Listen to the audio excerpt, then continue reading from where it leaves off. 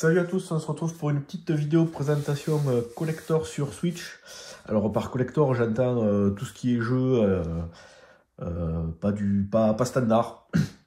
Donc soit avec un petit bouquin, voilà, parce que des éditions collector, il en existe plein de niveaux. Donc voilà, allez on commence par le gros paquet, le Taiko no Tatsujin. Donc moi j'adore les jeux de musique, tout ce qui était Dance Dance Revolution, les Donkey Konga, plus tard les Guitar Hero qui ont démocratisé pas mal de trucs. Moi, mon préféré reste Samba de Amigo sur Dreamcast, pas l'espèce de merde qu'ils avaient sorti sur Wii. Voilà, c'était un jeu vraiment ultra fun. Tout le monde pouvait s'éclater.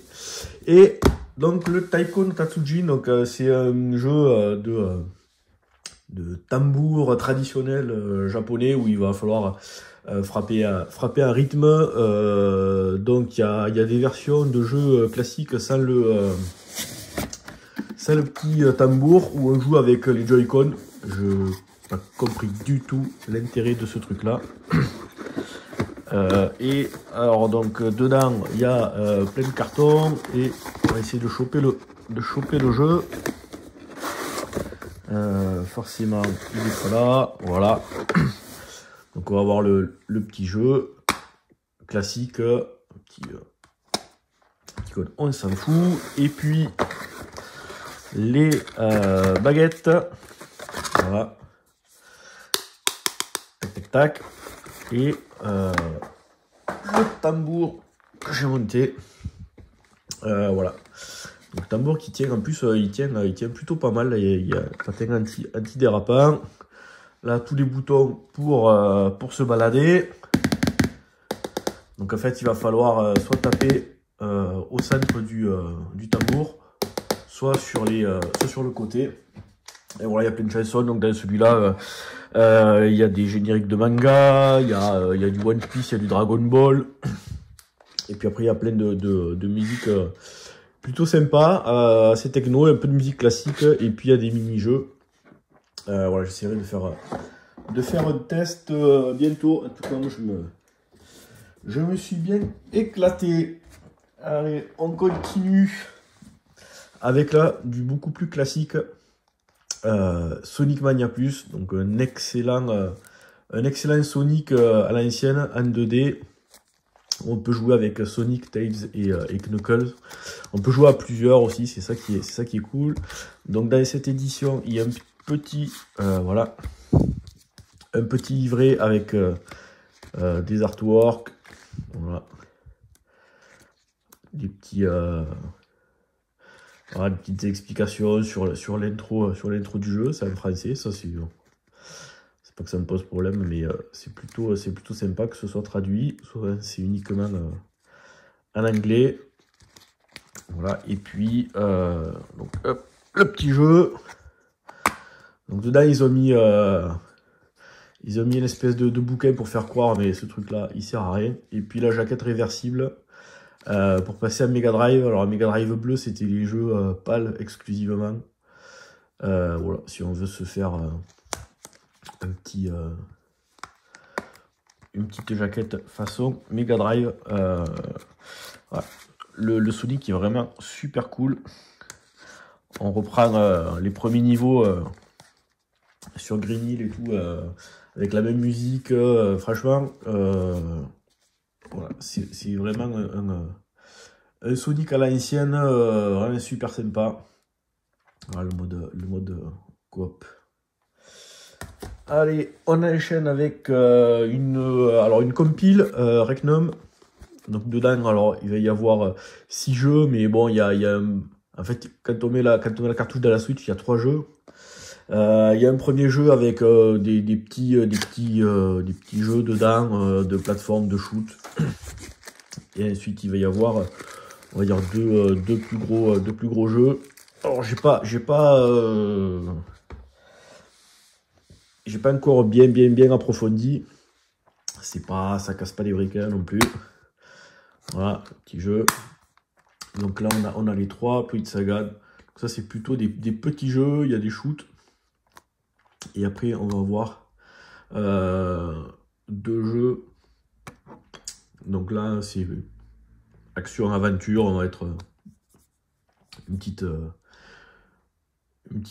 fée, princesse. Je sais pas encore bien creuser l'histoire. Voilà, plateforme aventure. Donc dedans, on a les petits autocollants, un petit pins qui est plutôt tout mini. Le soundtrack façon Game Boy Advance. Voilà, avec les trois jeux. Et puis un artbook. Là vraiment, il y a pas mal de choses. Donc ça reprend tous les jeux de Nape Games. Voilà, il y a plein de. Moi j'aime bien feuilleter ce genre de bouquin. Voilà, je ferai des tests plus tard. Pour le moment, j'ai juste testé un petit peu les jeux. Ouais, c'était pour le moment de ce que j'ai testé. C'est pas super transcendant. On verra ça un peu plus tard. Hop, allez, on passe à la suite. Alors, Red Wings.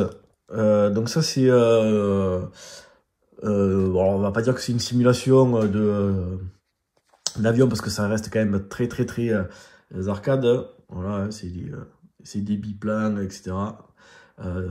Donc façon Red Baron ou Wings sur Amiga, qui était un de mes jeux préférés. J'y rejoue encore de temps en temps sur le Mister. Ça fait partie des jeux Amiga auxquels je joue assez régulièrement. Donc voilà, on a le petit jeu avec une jolie déco. Donc voilà, on va avoir des missions pour détruire les protéger des ballons, détruire les ennemis. Voilà, c'est vraiment dans exactement comme sur Wings, sur Amiga.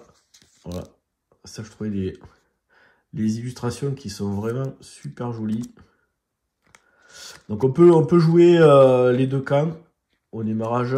On peut choisir. Qu'est-ce que là on a un petit poster. Hop, doucement. Ouais, voilà.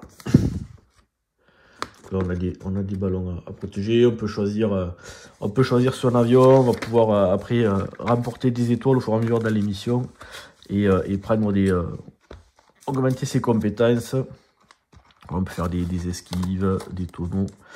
On peut tirer, on peut zoomer pour tirer. Et puis il y a il y a un truc quand les ennemis sont blessés, on peut leur faire un one shot dans la tronche. Ça c'est rigolo. Hop, allez, on va essayer de pas exploser le truc. Allez, Red Wings. Complètement autre chose maintenant. Cathédrale. Donc Cathédrale, ça va être un jeu, un Metroidvania très old school. Voilà, c'est à mi-chemin entre Infernax et Shovel Knight. Au niveau des décors, de la difficulté, le fait que quand on meurt, on perd de l'argent. Donc ça va ressembler pas mal à ces jeux-là. Un petit fourreau façon NES. Voilà. Donc lui, je commençais à jouer. La map, elle est énorme. Il y a beaucoup de labyrinthes. On va trouver des objets pour pouvoir upgrader son personnage, des armures, des grappins pour pouvoir activer des trucs à distance et tout. Donc voilà. Donc, graphiquement, c'est très 2D. Mais c'est plutôt sympa. Je connaissais, y jouer pas mal. Ouais, là en fait je crois qu'il y a une version particulière, il y a un truc à faire et puis après il faut poster une photo sur les réseaux sociaux pour avoir un lien pour télécharger un petit bonus. Le petit bouquin, franchement la Le truc doré là, c'est plutôt chouette, plutôt réussi. Voilà les petits persos, les monstres. Donc là je commence à jouer là, je suis dans un village au tout début, voilà, façon un petit peu Ghost and Goblins. Voilà, graphiquement c'est très proche d'un Shovel Knight. C'est dans le même esprit. Par contre, voilà, c'est beaucoup plus labyrinthique. Voilà la map qui est assez énorme. Allez, hop, on va mettre ça.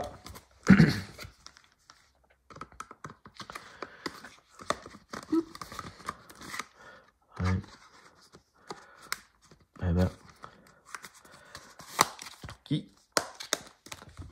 et on va finir. On va foutre ça comme ça. On va finir par un shoot them up Sol Cresta. Donc là c'est la version Jap. Donc c'est un shoot qui fait partie de la série des Moon Cresta, etc. Donc c'était au niveau du gameplay, en fait on va avoir des vaisseaux qui vont s'additionner les uns aux autres. Donc là c'est vraiment le concept est poussé jusqu'au bout, parce que le gameplay est vraiment basé sur l'organisation des 3 vaisseaux. Donc on a un petit peu l'historique de la série, voilà, Moon Cresta. Donc ça c'était un vieux shoot façon Galaga, Galaxian, et puis il y avait certaines phases où on pouvait récupérer un étage du vaisseau pour augmenter sa puissance de tir. Voilà, une petite carte. Voilà. Ensuite il y a eu Terra Cresta. Bon là du coup avec des graphismes un petit peu plus évolués, mais c'est pareil, on pouvait récupérer des vaisseaux pour upgrader Terra Cresta 2. Et puis ce Sol Cresta, il y a d'ailleurs toute une intro où ils reprennent le scénario avec l'enchaînement des trois jeux pour introduire voilà ce Sol Cresta. Là on a les 3 vaisseaux, rouge, bleu et jaune. Donc ça je ferai un test parce que là il est vraiment sympa. Je suis en train d'y jouer. Donc là le petit bouquin.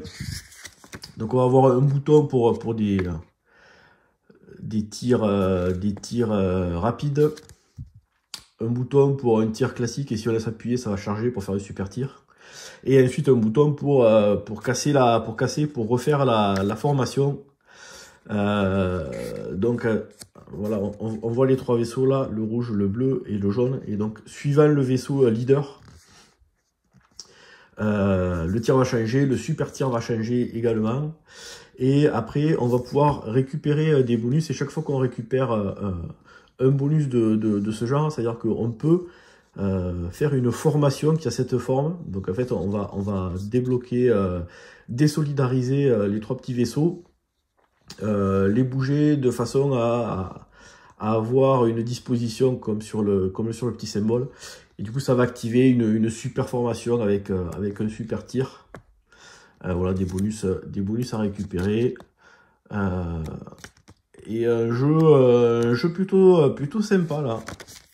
Je pense que je ferai rapidement un petit test pour le présenter. En tout cas moi pour le moment j'ai passé un bon moment. Je l'ai pas encore fini, j'ai pas eu le temps, mais il n'est pas dans le niveau de difficulté classique, il n'est pas très dur. Voilà, eh ben, c'était le dernier jeu, hop là, de la série. Voilà. On remet tout le monde comme ça. Ça va être compliqué pour le Taiko parce que lui il prend toute la place. Et puis voilà, sur ce je vous dis à bientôt pour une prochaine vidéo. Ciao.